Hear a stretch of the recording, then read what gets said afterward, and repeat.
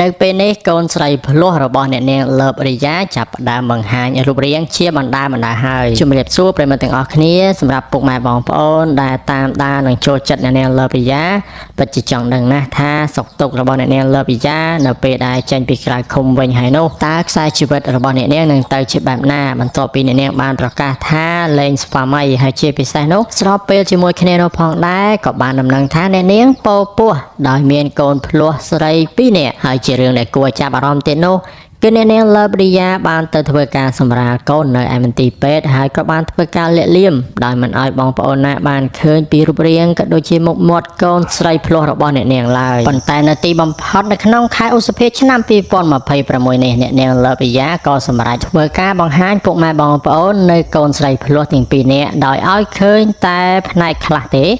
ដូចជាអាចមើលឃើញនៅជើងឃើញនៅដៃឃើញនៅដងខ្លួនប៉ុន្តែបាំងមុខមិនឲ្យបងប្អូនមហាជនបានឃើញពីទម្រង់មុខនៃកូនភ្លោះនោះឡើយចឹងហើយការធ្វើបែបនេះនាំឲ្យបងប្អូនមហាជនអ្នកដែលចង់ដឹងគាត់អន្ទះសារមែនទែនក្នុងការចង់ឃើញមុខមាត់ពិតប្រាកដរបស់កូនភ្លោះរឿងមួយទៀតនោះទាក់ទងទៅនឹងម៉ាមីលើបរិយាតែម្ដងបន្ទាប់ពីបាត់ខ្លួនមករយៈនោះ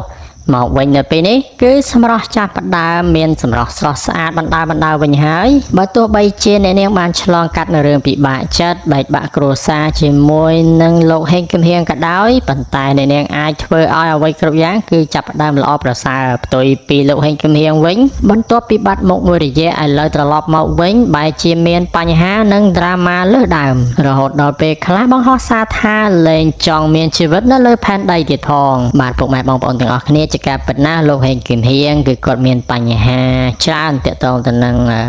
រឿងរបស់គាត់មួយរយៈចុងក្រោយនេះគឺ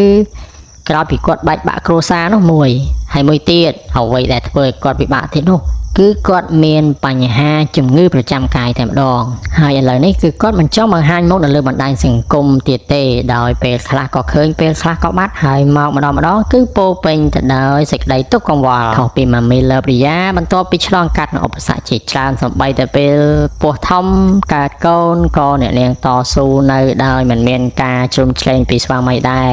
ប៉ុន្តែនៅពេលនេះឃើញថាអ្នកនាងបានធ្វើឲ្យខ្លួនឯងល្អប្រសើរជាងមុនហើយទាំងរូបសម្រស់ទាំងសុខភាពមើលទៅល្អប្រសើរជាងមុនហើយឃើញថាប្រហែលជាអ្នកនាងលើបរិយាអាចនឹងចេញនៅវីដេអូថ្មីដើម្បីឆ្លើយតបទៅកាន់បងប្អូនមហាជនដែលស្រឡាញ់និងចូលចិត្តអ្នកនាងជាមិនខានឡើយ